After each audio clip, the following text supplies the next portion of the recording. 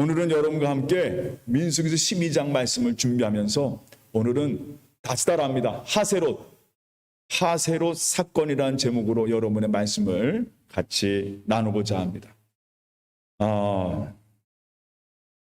지난 주간에 말씀을 준비하면서 생각나는 단어가 있었어요. 그게 바로 이민자라는 겁니다. 우리는 다 이민자예요. 그죠? 한국에서 고향을 떠나서 이민자로 왔어요. 근데 저도 89년에 왔으니까 지금 32년째 아르헨티나에 살고 있지만 이민자는요, 언제나 좀 어색합니다. 어색해요. 이 나라 말로 인코모도라는 말이 있죠. 되게 어색하다란 말이 가장 어울리는 게 인코모도라는 말인 것 같아요. 항상 우리 이민자는요, 이 땅에서 좀 어색하게 살아가는 것 같아요. 더군다나 서양 사회에서 동양 사람으로 살아간다는 것. 참 그 자체가 굉장히 어색합니다. 요즘은 덜해졌지만 제가 이렇게 길을 걸어가다 보면은 지나가던 사람들이 저를 보면은 동양 사람 지나가면 뭐라고 그래요? 옛날에는 참 많이, 요즘은 그게 덜해졌어요. 근데 전에는 가면서 뭐라고 그래? 애들이 찌노라면서 어떡합니까? 눈 이렇게 찢으면서 하면 지금도 가끔가다 그런 거 하면 괜히 속에서 뭡니까? 마음에서 그냥 욱하고 말이에요. 지는 그냥, 그때는 제가 옛날에는 그랬어요. 열받을 때는 너는 볼시라고 그래. 막 이런 소리 하면 안 되는데, 막 마음에 욱하니까 그런 생각을 할 때가 있습니다. 그래서 어떨 때는요, 한국에 가면, 처음에는요, 같은 사람들 보니까, 말도 같죠, 생긴 것도 같죠, 먹는 것도 같죠. 그러니까 한국에 처음 가면 굉장히 편해요. 내가 내 고향에 왔구나, 내 조국에 왔구나. 그런데요, 그것도 며칠이더라고요. 또 한참 있다 보면은 나중에 또 나도 여기가 내 고향인데, 고향은 맞는데 어딘가 어색해요. 빨리 어디로 가야 돼요? 빨리 아르헨티나로 돌아가야 되는. 그러니까 한국에 가서도 처음에는 좋은데 거기에 있으면 있을수록 저도 그래요. 빨리 내 아르헨티나로, 뭔가 내 옷에 맞지 않은 그런 걸 느낄 때가 있어요. 그래서 저는 이민자의 삶이란 뭐라고 정의하고 싶냐면 어색한 삶이다. 참 어색한 삶이에요.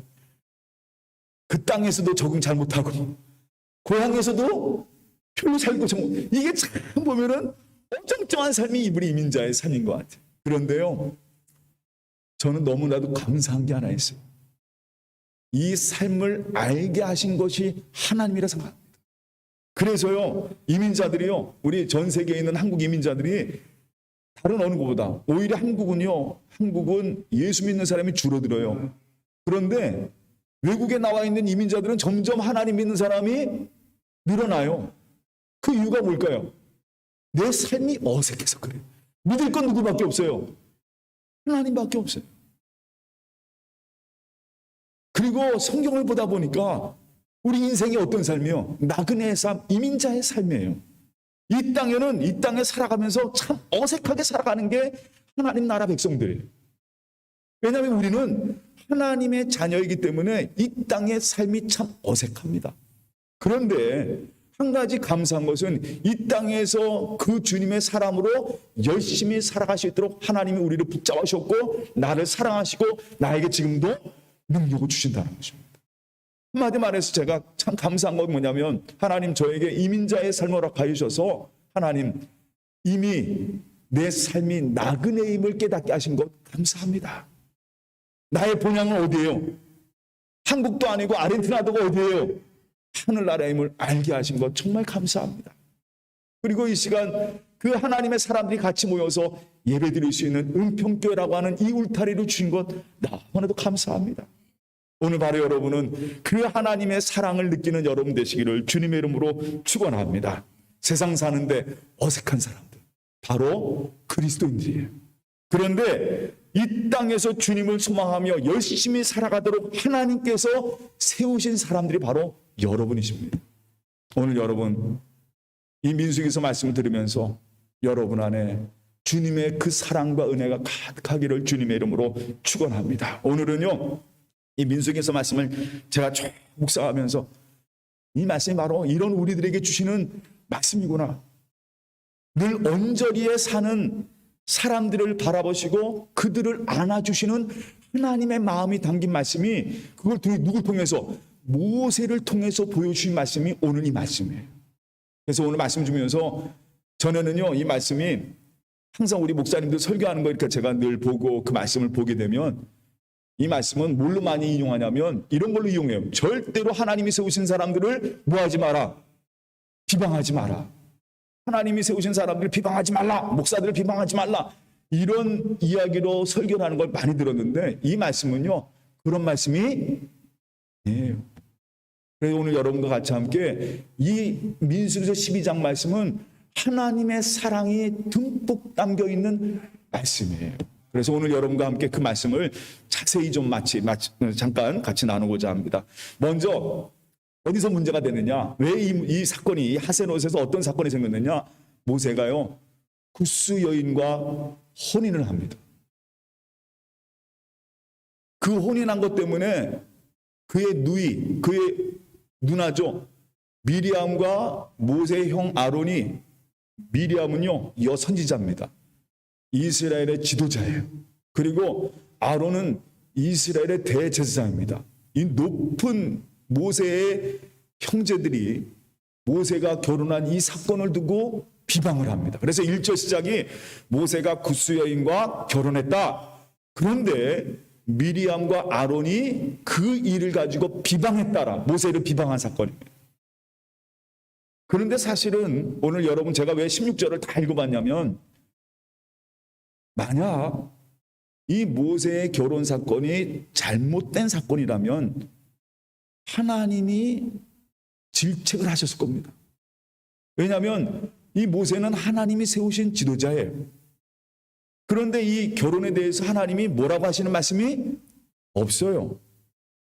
무엇인가 지도자로 잘못되었다면 하나님이 그냥 놔두지 않았을 겁니다. 모세도 분명히 하나님의 심판과 벌을 받았을 거예요. 너희 왜 그렇게 해? 너 그러면 안 돼? 하고 하나님이 지적을 하셨을 거예요.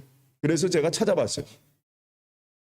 여러 많은 성경학자들이 뭐라고 쓰고 있냐면, 이때 모세는 그의 아내가 있어요. 십보라라는 미디안 여인이 있습니다. 근데 그 나이가, 모세가 80이 넘었잖아요. 십보라도 나이가 들어서 십보라가 어떻게 됐을까요? 많은 성경학자들은 십보라가 죽었을 것이다. 그래서 모세가 그 다음에 혼인한 것일 것이다. 뭐 여러 가지 그런, 저도 거기에 동의하고 있습니다. 그러니까 그의 아내가, 그건 몰라요. 근데 그 사건이 있을 것이라는 생각을 합니다. 그런데 하지만 그러나 문제는 뭐냐면 구스 여인하고 결혼한 것이 문제가 되는 거예요. 왜냐하면 여러분 한번 보세요. 모세가 나이가 80이 넘었습니다. 근데 구스 여인은 젊은 사람이에요. 그럼 여러분, 80세 노인하고 젊은 사람과 결혼하면 저 같은 경우도 뭐 그런 거 딱 알게 되면 뭐라 그럽니까? 웬 주책인가? 그러잖아요. 야, 저 사람 정말 주책인가? 어떨 땐 남자들은, 또 어떤 사람들은 이야 세상에 좋은 거 비방하건, 이야 모세 끝내준다. 그런데 사실은 이 미리암과 아론 같은 경우는 이 사람이 이게 도대체 웬 주책인가 말이에요. 그리고 또 한 가지는 이방인과 결혼한 것. 이 구스 여인은 이방 여인이에요. 그러니까 이방 여인과 결혼한 것 자체가 문제가 되는 거예요. 왜냐하면 이 미리암과 아론이요, 구스라고 하는 곳은요, 한마디만 해서 우리와는 뭐가 안 되는 거예요? 급이 안 되는 사람이에요. 급이 안 되는 사람. 레벨이 안 돼요. 레벨이 안 된단 말이에요. 왜냐하면 구스는, 이 구스 사람들은 어떤 사람이냐? 애굽, 이제 이스라엘 민족이 애굽을 탈출할 때 같이 함께 그 애굽과 이스라엘 백성과 탈출한 사람들이 있어요. 그래서 그걸 뭐라고 표현하면 잡족이라고 합니다. 그러니까 이스라엘 사람들이 탈출할 때 이스라엘 사람만 탈출한 게 아니라 많은 노예들이 같이 함께 탈출했어요. 그 노예들을 뭐라고 그랬냐면 잡족이라고 그랬습니다. 잡족. 그래 잡족들이 여러분 잘 알고 있는 나중에 그 유명한 가나안 때 정복할 때 가장 위대한 무장이었던 갈렙 같은 사람도 사실은 잡족 중에 하나예요. 그 잡족 같은 사람들이 있었어요. 그 중에 한 잡족들이 누구였냐면 구스 사람들이에요. 이 구스는요 지금이 어디냐면, 여러분 옛날에 맨발의 마라톤, 맨발의 마라톤 선수 혹시 민건사님 옛날에 그 흑인 선수 중에 최 장로님 기억하세요? 맨발에 아디스 아베베라는 선수가 있었죠. 바로 그 선수이 어디 출신이에요? 이디오피라는 우리나라 6.25 때 우리나라를 위해 참전했던 그 이디오피아. 예, 아베베라고 하죠. 아베베. 그 아베베 그 이디오피아가 바로 지금의 그 이디오피아가 여기 성경에 나오는 구스라는 적입니다. 근데 이 구스는요, 이집트까지만 해도 이스라엘 사람과 얼굴이 다르지 않아요. 서양과 동양 흑인의 중간 사이에 있는 사람들이에요. 그래서 이집트 사람들만 해도 이스라엘 사람들과 비슷한 서양 사람들입니다. 그런데 이 구스 사람들은 확연히 구분되는 흑인들이에요. 그러니까 이집트 밑에 맨 밑에 위치한 누비아라는 왕국이 있었는데 그 왕국을 바로 구스라고 하는데 이 구스는 바로 흑인들이 대부분입니다. 그런데 이집트에게 점령을 당한 후에 구스 사람들은 전부 다 뭐로 끌려오냐면 노예로 끌려와요. 그 흑인 노예로 애굽에 가가지고 그냥 노예 생활하던 사람들이 바로 구스입니다. 근데 그들이 그 고통을 받다가 이스라엘 민족이 탈출할 때 같이 함께 그 곁에 껴서 온 사람들이 바로 구스 사람들이에요. 그러니까 한마디만 해서 이 구스 사람들은 이스라엘 사람들과도 비교되는 한마디만 해서 잡족입니다. 잡족. 그런데 그 흑인 여성과 모세가 결혼한 거예요. 그러니까 이 미리암과 아론이 야 이거 말도 안 되는 거 아니냐 말이에요. 저 사람들은 잡족인데 너는 민족의 지도자가 아니냐 말이에요. 너는 우리 민족을 다스리는 지도자인데 그러면 네가 우리 사람하고 같이 결혼해야지 어떻게 저렇게 잡족 사람들 저 흑인하고 같이 결혼하느냐 말이에요. 그러니까 이 미리암은요, 이 아론은 이건 도대체 가당치 않은 일이다 말이에요. 그들이 보여준 말이 바로 이것입니다. 2절 말씀에 미리암이 뭐라고 그러냐면 모세를 비방하면서 이런 얘기를 해요. 주님께서 모세에게만 말씀하셨느냐? 우리에게도 말씀하셨다. 우리도 민족의 지도자단 말이에요. 너만 지도자느냐 말이에요. 우리는 민족의 지도자들인데 어떻게 네가 그 여인과 결혼할 수 있느냐 말이에요. 그런데 성경에 재밌는 부분이 있어요. 2절을 보면은 그 미리암이 비방하는 이야기를 누가 들으셨느냐? 하나님이 들으셨다라고 성경에 쓰고 있어요.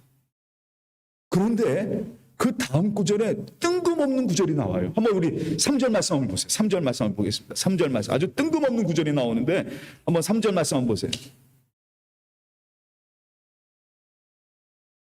우리 한번 다 같이 읽어보겠습니다. 민수기 12장 3절 말씀 다 같이 읽겠습니다. 이 사람은 모세는 온유함이 지면의 모든 사람보다 뭐예요? 더하더라. 도대체 이게 뭔 얘기인가? 하나님께서 그들 비방하는 말을 듣고 바로 나온 성경이 이 모세는 온유함이 모든 사람보다 더하더라. 그럼 그 온유함이 뭐냐? 여러분 온유란 말 아시죠? 온유란 말이 뭡니까? 보통 저는 그 온유를요 스펀지라고 표현합니다. 스펀지는 어때요? 여러분 우리 에스pon화가 어떤 일을 합니까? 스펀지 모든 걸 다 흡수하잖아요. 물을 그냥 다 흡수합니다. 그러니까 항상 이 온유한 사람은요 모든 걸 다 받아들이는 사람이에요. 넓은 사람들, 넓은 마음을 가진 사람. 어떤 충격이 와도 감사합니다. 어떤 사람 만나도 항상 기분이 좋습니다. 어떤 사람이든지 구별이 없어요. 모든 사람을 만나고 그들을 안아주고 함께하는 넓은 가슴을 가진 사람이 바로 누구냐? 낮은 곳에 처할 줄 아는 사람, 바로 그 사람이 온유한 사람. 근데 오늘 모세를 성경에서 뭐라고 하냐? 그 온유함이 모든 사람보다 더하더라 말이에요. 이 얘기는 뭐냐면 여러분 잘 들으시기 바랍니다. 모세는요, 하나님은 그 모세의 사람됨을 아셨습니다. 모세가 결혼한 그 구스 여인은요, 오늘 이 하세솔 오늘 성경에 제가 바로 그 일이 일어난 사건 지역이 하세솔입니다. 하세솔인데 그 하세솔의 뜻은 뭐냐면 울타리, 마을 그런 뜻이에요. 뜰 이런 뜻입니다. 제일 좋은 말은 울타리란 말이에요. 하세롯은 울타리란 말입니다. 바로 그 사건이 이 하세롯에 벌어졌는데, 여러분, 이 구스 여인은, 구스 사람들은 울타리 바깥에 있는 사람, 한마디 말해서 중심의 사람들이 아니라 항상 주변 사람들이에요. 그러니까 이스라엘 민족이 쭉 하나님 믿고 탈출할 때 그 뒤를 따라온 잡족들입니다. 한마디만 해서 이 구스 사람들은 어떤 사람이냐? 중심에서 벗어난 울타리 밖에 있던 사람. 그런데 오늘 모세가요, 그 구스 여인과 결혼했다는 건 뭐냐면 그 울타리 바깥에 있는 사람을 뭐예요? 싸준 거예요. 항상 그의 관심은요, 이 중심에만 있는 것이 아니라 어디에 대한 관심, 잡족들에게도 모든 사람에게도 항상 관심을 가지며 그들을 바라본 거예요. 오늘 그래서 성경에는 뭐라고 쓰고 있냐? 그의 온유함이 하더라 말이에요. 이 모세의 모습을 우리가 볼 때, 참 이 시간 울타리 밖에 있는 사람과 함께 했던 이 모세의 모습, 저는요 이 말씀을 이 구스 사람이라고 하는 곳에서 한번 집중을 해봤어요. 저는요 이 말씀 보면서 이 미리암과 아론이 잊어버린 게 있어요. 여러분, 우리는 항상 우리 기억할 것이 있습니다. 바로 아론과 미리암도 다시 따라합니다. 그들도 애굽에 뭐였어요? 노예였다라는 겁니다. 그들이 어떤 중에서 구원받았는지를 잊어버린 거예요. 지금 내가 광야에서 이스라엘 민족의 지도자가 됐어요. 미리암은요 선지자가 되고, 아론은 제사장이 되고, 레위 지파는요 이스라엘 민족의 아주 대단한 지파로 세워졌습니다. 그런데 그들이 그 모든 것이 자기가 된 게 아니에요. 누가 하신 거예요? 하나님의 은혜로 된 거거든요. 그들도 400년 동안 애굽에서 이 잡족들과 똑같이 노예로 살던 사람들. 그건 잊어버리면 안 되죠. 그들이 오늘 이렇게 된 것은 그들의 어떤 공로와 힘과 노력 아무것도 없어요. 전적인 하나님의 은혜였습니다. 그래서 그들을요 하나님이 미리암과 그 비방한 아론을 불러냅니다. 그리고 이들에게 이런 얘기를 하세요. 미리암에게, 아론에게 이런 얘기를 하십니다. 야, 모세는 나와 대면하고 나의 온 집에, 이 말씀이 참 중요합니다. 나의 온 집에 충성하는 나의 종이다 말이에요. 어찌하여 너희가 그 모세를 비방하느냐 말이에요. 하나님께서 진노하셨어요. 그리고 구름이 거치자, 하나님의 임재가 하나님께 구름이 거치면서 하나님 물러가시자, 이 미리암이 뭐가 걸렸냐면 몸에 문둥병이 걸렸어요. 나병이, 온몸이 다 휘어지는 썩어가는 문둥병이 걸리고 만 거예요. 그러니까 그 옆에 있던 아론이요, 하나님 우리 살려주세요. 제가 잘못했습니다. 우리가 열어먹었던 이 죄를 용서하여 주시고, 우리가 이 저지른 죄를 주여 우리를 벌하지 마시옵소서. 그러면서 모세에게 부탁을 해요. 모세야, 네가 좀 기도해다. 하나님께 좀 기도해다. 우리 고쳐달라고, 저 미리암을 좀 고쳐달라고 기도하라고. 이 모세가 또 기도합니다. 하나님께 기도해요. 하나님, 우리 저 누이 미리암을 고쳐주시옵소서. 우리 누이를, 우리 누나 미리암을 좀 고쳐달라고. 그러자 하나님께서요 이런 얘기를 하십니다. 미리암의 얼굴에 그의 아버지가 침을 뱉었어도 그가 7일 동안은 부끄러워하지 않겠느냐. 그러니까 이 미리암을 7일 동안 울타리 밖으로 내보내라. 오늘 성경에는 진영 밖으로 내보내라. 왜냐하면 나병이 걸렸으니까 진영 안에 있으면 안 됩니다. 7일 동안 그를 진영 밖으로 내보내라. 그리고 그 이후에 돌아오게 하라. 모세와 같이, 아론과 같이 민족의 지도자고 위대한 여선지자로 세움받은 이 미리암이 나병에 걸려서 하나님께서 그 여인을 진영 밖으로, 울타리 밖으로 내보내신 겁니다. 그런데요, 그 7일은 미리암에게는 다시 은혜의 자리로 회복되는 기간이었습니다. 그게 하나님의 심판이 아니고 하나님이 다시 미리암을 진영 안으로 들어오게 하시는 회복의 시간이었던 거예요. 그러니까 미리암은요, 그 진영 바깥에서 뭘 깨닫습니까? 내가 지금 어떤 중에서 구원받았는지, 지금 내가 나는 여선자인데, 난 민족의 지도자인데, 나는 대단한 사람인데, 그게 아니다. 그게 아니구나. 나도 하나님의 은혜를 받아야 될 사람. 그냥 모세와 구스 여인을 비방했던 저 구스는 우리의 끝도 안 되는 사람도, 저 잡종들하고 어떻게 결혼해? 어떻게 그럴 수가 있어?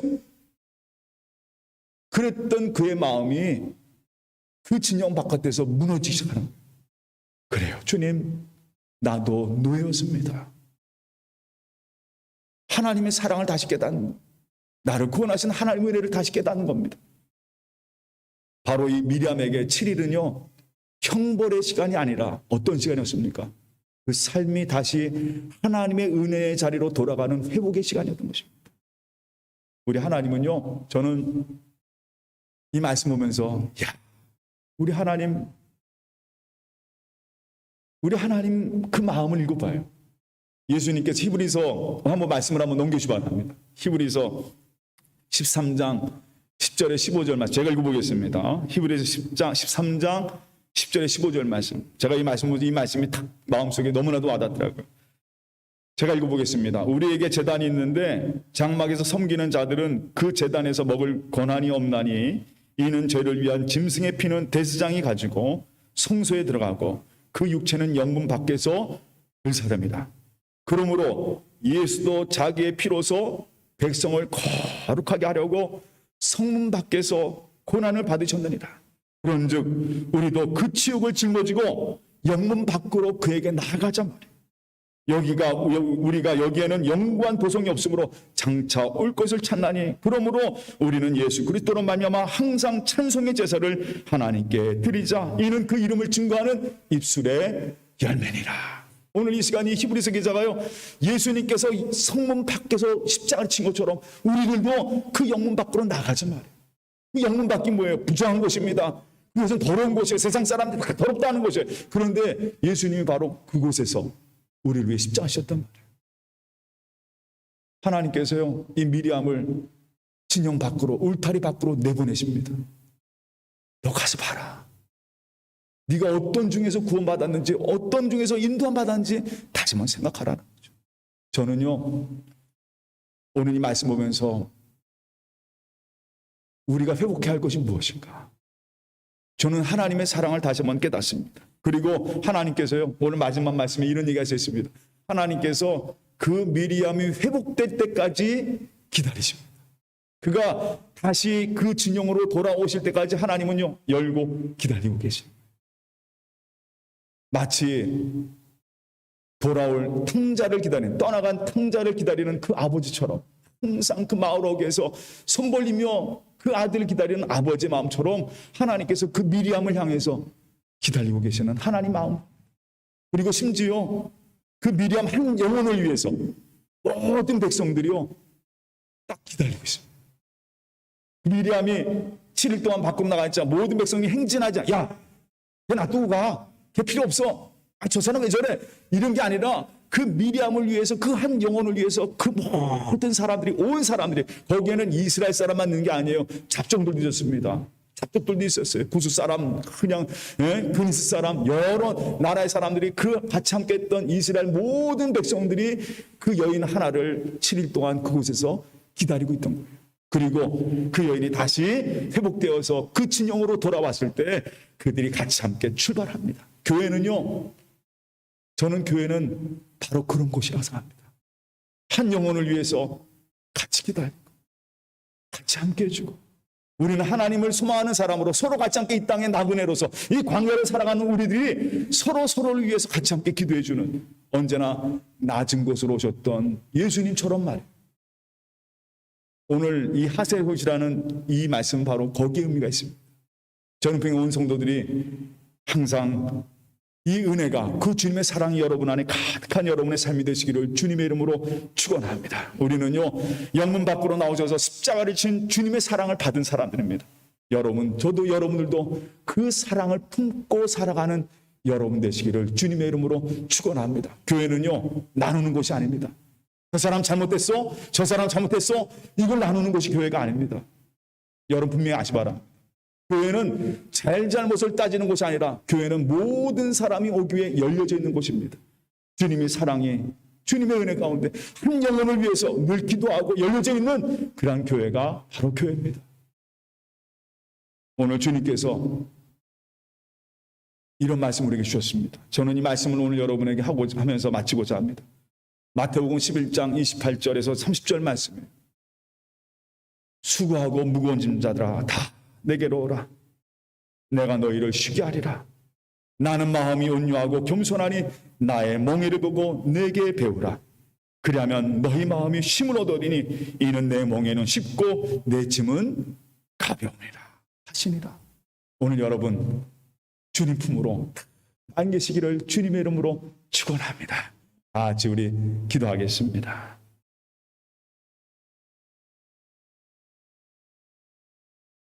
사랑의 하나님, 너무나도 감사합니다. 우리는 너무나도 어떨 때는 우리 자체를 잊어버리고 살아갈 때가 많습니다. 내가 어떤 중에서 구원받았는지, 지금도 여전히 하나님은 나를 인도하시고 사랑하시고 나를 붙잡으심을 늘 알게 하여 주시옵소서.